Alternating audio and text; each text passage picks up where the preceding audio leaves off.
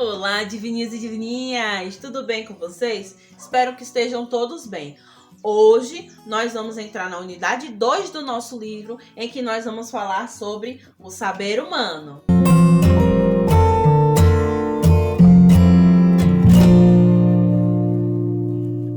Para a nossa aula de hoje, é preciso que você tenha em mãos o seu caderno, o seu lápis e a sua borracha.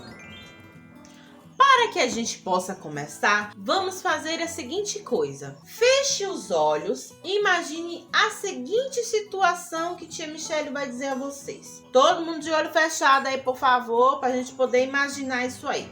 Você foi vendado com um pano ali no olho e um animal desconhecido foi colocado na sua frente para que você descubra como ele é, utilizando apenas o tato.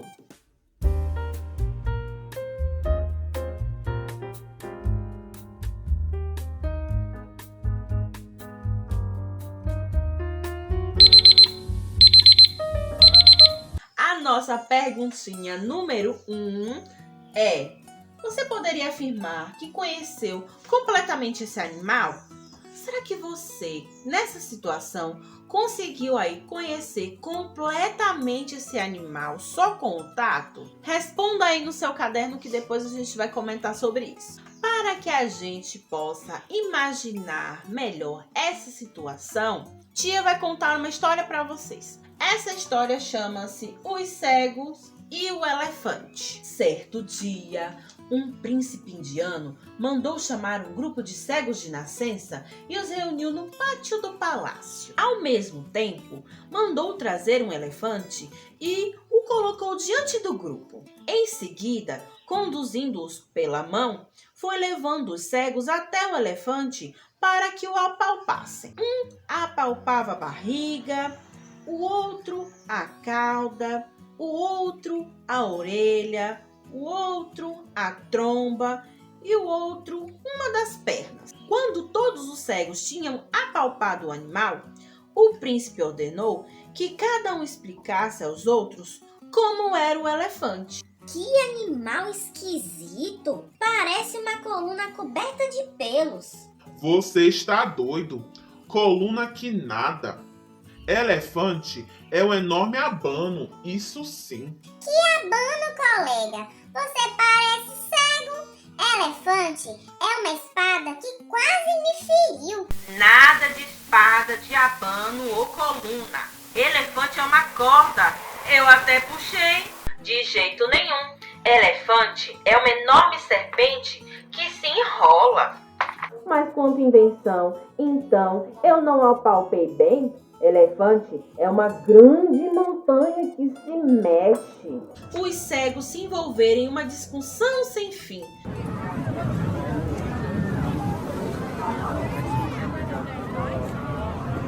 Cada um querendo provar que os outros estavam errados. E o que o certo era o que ele dizia. Evidentemente, cada um se apoiava na sua própria experiência e não conseguia entender como os demais podiam afirmar o que afirmavam. O príncipe deixou-os falar para ver se chegavam a um acordo, mas quando percebeu que não conseguiam aceitar que os outros podiam ter tido experiências diferentes, ordenou que todos se calassem. O elefante é tudo isso que vocês falaram.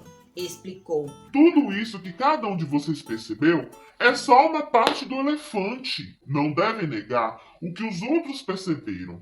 Deveriam juntar as experiências de todos e tentar imaginar como a parte que cada um apalpou se une com as outras formas para formar o animal completo.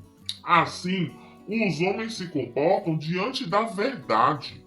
Pegam apenas uma parte, pensam que é o todo e continuam tolos. Vamos lá. Cada um aí ficou com uma parte do elefante e descreveu o que parecia essa parte desse elefante. Só que cada um foi tirando a sua própria conclusão de como era o elefante em seu todo. Vamos agora para a nossa segunda questãozinha, em que vocês vão dizer o seguinte: o que você pensa que fez os cegos se desentenderem na conclusão sobre como era o elefante Escrevam aí no seu caderno que depois nós vamos ver aí o que cada um pensou sobre isso. Já que nós vamos trabalhar sobre o saber humano, esse saber humano ele é dividido em algumas partes. Nós vamos aí primeiro falar sobre o que é conhecer, que é o nosso capítulo 5.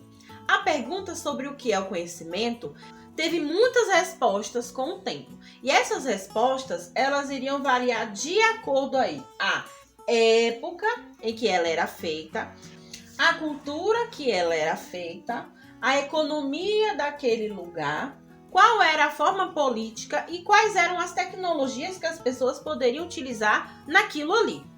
Diante disso, a gente pode perceber o seguinte, fazendo uma comparação aí. Antigamente, o ser humano, ele produzia conhecimento através da fé, da intuição e da criatividade.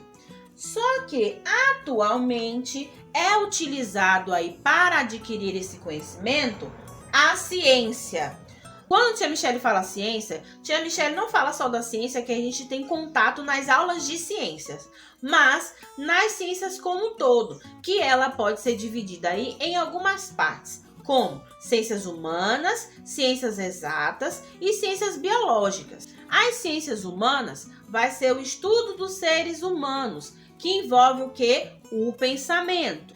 As ciências exatas vai ser aquele estudo sobre os números, como a gente pode conhecer esses números. E as ciências biológicas vai ser em relação à biodiversidade, sobre os seres vivos, as plantinhas, os animais, os seres humanos, mas isso o que envolve o corpo. Só que nós precisamos entender uma coisa. Nós vamos falar aí sobre o saber humano e como a gente pode adquirir esse saber humano. Para que a gente entenda isso aí, nós precisamos saber o seguinte: tanto antigamente quanto atualmente, que utilizavam aí formas diferentes para você adquirir o conhecimento, nós vamos entender uma coisa, que existe uma relação, que essa relação aí vai ser o sujeito que conhece com o objeto que é conhecido.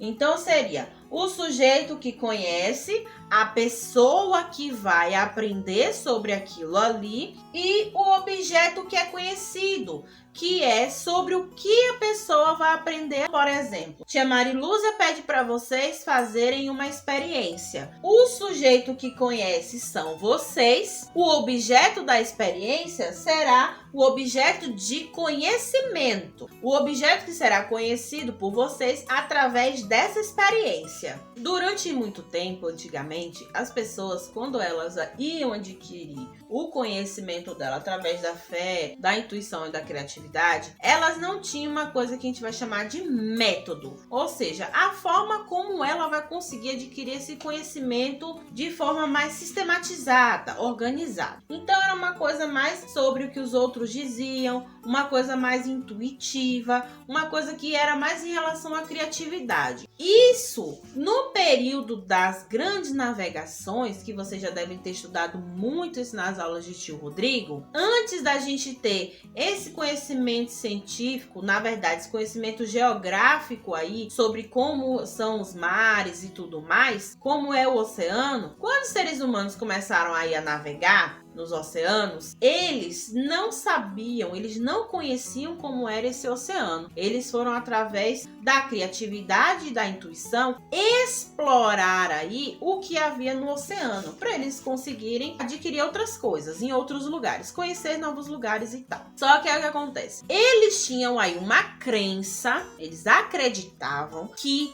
nos oceanos tinham vários monstros e que eram esses monstros aí que faziam as embarcações afundar. Eles não tinham conhecimento de como funciona as marés, os tornados, os tsunamis, como é que as ondas funcionam. Então eles achavam que se o barco afundasse foi porque o monstro foi lá e afundou. Isso era o conhecimento que eles tinham através da fé, da intuição e da criatividade. Porque eles acreditavam, que é a fé, a intuição seria basicamente como é que eles iam navegar, E a criatividade foi essa história de que havia esses monstros lá. Mas isso acontecia porque eles não tinham um método, uma ciência como nós temos atualmente, que explora os oceanos e as formas geográficas que há nos oceanos para a gente saber como é que a gente pode navegar. Então eles viviam com medo do que eles poderiam descobrir nos oceanos. E esse medo que eles tinham faziam eles supor um monte de coisa. Aí é que tá. O medo, ele faz com que as pessoas suponham muitas coisas. Só que se a humanidade se rendesse a esses medos, ninguém ia fazer as descobertas que foi feita, nem iria construir um conhecimento sobre o mundo. Então, assim, apesar de nós seres humanos ter tido esse medo de explorar coisas novas, foi necessário que houvesse essa exploração, porque se isso não acontecesse, a gente não teria avançado enquanto humanidade. A gente não teria o conhecimento que nós temos hoje em relação às coisas que tem no mundo. Então, hoje a gente não saberia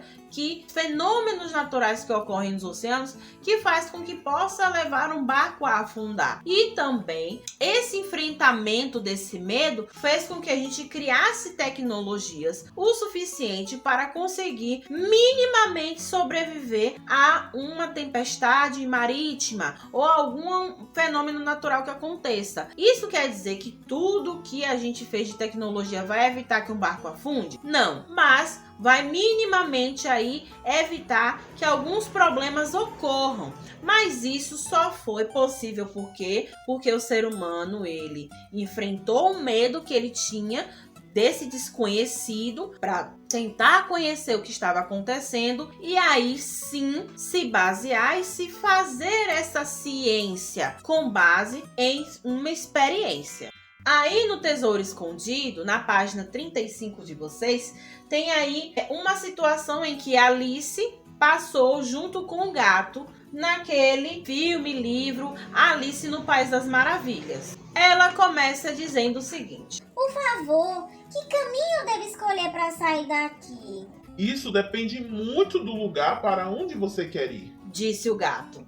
Não importa muito para onde. Então não importa muito o caminho que você escolher. Falou o gato. Desde que eu chegue a algum lugar. Completou Alice. Você certamente chegará, se caminhar bastante. Disse o gato. Veja aí que situação nós temos. A Alice quer ir para um lugar, mas ela não sabe para que lugar ela vai. É aí que nós vamos para a nossa questãozinha número 3. Alice pede ajuda ao gato para poder sair de onde está. No entanto, o gato pergunta várias coisas a ela, sem indicar um caminho. O que você pensa que fez ele agir dessa maneira? Por quê? Vamos responder essa perguntinha aí, para depois vocês dizerem para a tia. Na parte do que é o Tesouro Escondido, nós temos aí alguns questionamentos. É possível conhecer tudo que existe ao seu redor? Você conhece mesmo tudo ou simplesmente acredita que conhece? Será que só há uma forma de conhecer tudo e todos que o rodeiam? A parte do que é o Tesouro Escondido vem esses questionamentos para a gente poder refletir um pouco sobre essas coisas. Em que nós vamos aí analisar se essas perguntas elas podem ser respondidas de forma afirmativa, de que sim, realmente é possível uma pessoa saber tudo, ou misericórdia. E o cachorro concordou, tá vendo? O cachorro concordou comigo. Se é possível a gente conhecer tudo que existe ao nosso redor e tudo mais. Isso para que a gente possa entender que existem várias formas da gente conhecer, da gente adquirir esse conhecimento. No entanto, a gente tem que compreender algumas coisas, que é a forma como a gente vai perceber aquilo que a gente está conhecendo pode ser muito diferente da forma como o outro vai perceber, porque a gente vive em situações diferentes, com culturas diferentes, tudo aquilo que a gente já vem trabalhando. Então, a gente pode perceber o seguinte, que cada um aí vai obter esse conhecimento, mas esse conhecimento não vai ser obtido apenas apenas no que a gente pode perceber com facilidade. Porque a gente pode perceber com facilidade, ter a conclusão de que a gente já conhece aquilo que está ao nosso redor e depois a gente descobre que na verdade não é bem assim. E é aí que nós entramos em duas formazinhas aí que nós temos de adquirir o conhecimento, que vai ser aí a observação e a experiência. Essa observação e essa experiência, claro, que vai levar a outras formas da gente poder conhecer as coisas, da gente aprender as coisas, que a gente vai trabalhar na próxima aula. Mas é importante que a gente perceba aí que nós podemos adquirir o conhecimento tanto observando as coisas ao nosso redor, quanto fazendo experiências com essas coisas que estão ao nosso redor. Só que essa observação, ela precisa ter aí uma forma de se observar e a experiência também vai precisar de uma forma de você experimentar. Então, basicamente, a gente tem que perceber o seguinte, que existem formas diferentes da gente conhecer as coisas e que tá tudo bem. Agora é a sua vez de filosofar. Não se esqueça de escrever as 3 perguntinhas que tia fez aqui nessa videoaula, responder em seu caderno para que a gente possa fazer a correção na nossa aula online e também fazer a tarefinha que tia Michelle passou para vocês aí na nossa trilha. Espero que vocês tenham gostado e até a próxima aula!